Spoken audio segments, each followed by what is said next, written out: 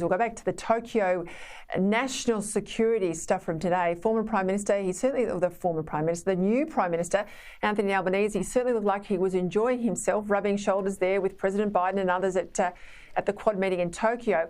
He also announced today that Australia would step up and sign this new US-led Asia-Pacific economic bloc. Well, what does that mean? My next guest will tell us. They also had an interesting day, the Labor Party, because China extended an olive branch to the new government, claiming that the removal of the coalition is a chance to reset the toxic bilateral relationship. Well, do we believe them? Let's see. Joining me now from Canberra, the former Executive Director of the Australian Strategic Policy Institute, Peta Jennings. Well, Peta, great to have your insights here. A big day for a new Prime Minister. Well, big day anyway for someone overseas leading the country, but given he's only just literally got his feet under the desk, this was a very interesting 24 hours in Tokyo. Give us your assessment of how Prime Minister Albanese's gone. Give us your assessment of this new economic cooperation pact. Well, Peter, I think it's actually been a great opportunity for Anthony Albanese to have this experience so early on in his time as Prime Minister. I think Joe Biden and the Prime Ministers of Japan and India welcomed the fact that Albanese made the effort to come up for the Quad meeting so soon after our election. And I was always expecting that he would be warmly received.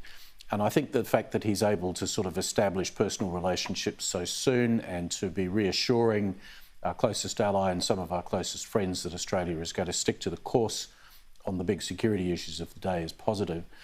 The Biden pact proposal bringing together 13 countries in the Indo-Pacific region is frankly also good news for us.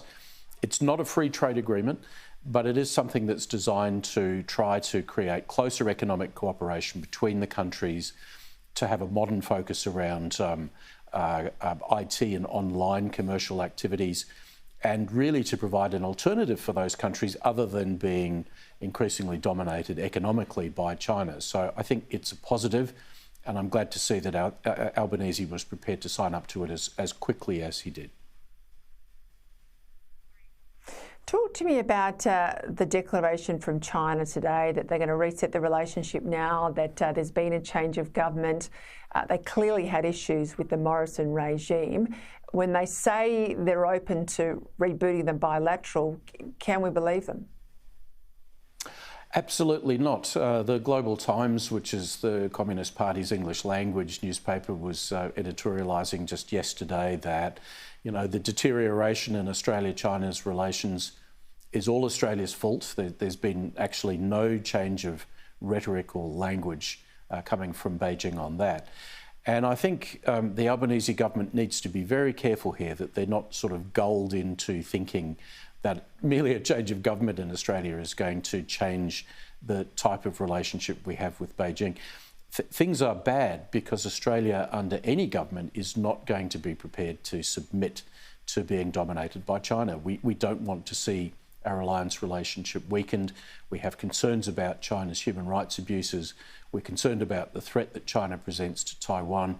On almost every issue, it's hard to see Labor, breaking any differently in terms of their reactions than the previous government. Yet my concern is that there's always been a bit of an element in Labor thinking, which is if we can only get the words right, somehow we'll be able to get a better relationship.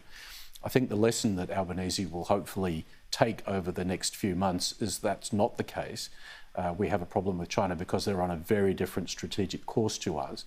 And therefore that should encourage the new government to be conservative about this olive branch, because I think it's just words. And there is almost no possibility that we can give substance to changing that relationship unless we start compromising in ways that will be unacceptable to all Australians. We had another statement from the US President on Taiwan, another statement that creates ambiguity about the US position that then had to be walked back from the White House, walked back by the White House. Where are we on Taiwan?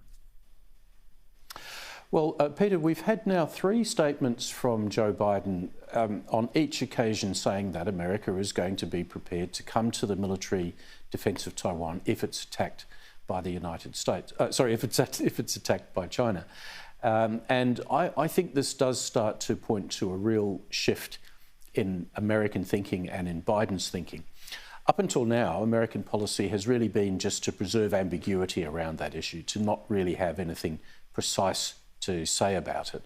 But, you know, over Afghanistan, over Ukraine, Biden has been pretty clear about saying what America would and would not do, not always correctly in my view.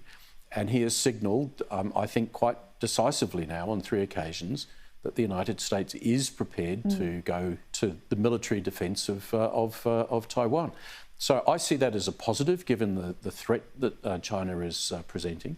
But I think we should also be aware, Peter, that this is likely to have some serious consequences for Australia. The Americans don't want to do this alone, and they will be looking to Japan and to us to be with them if there is a need for a military operation to protect Taiwan.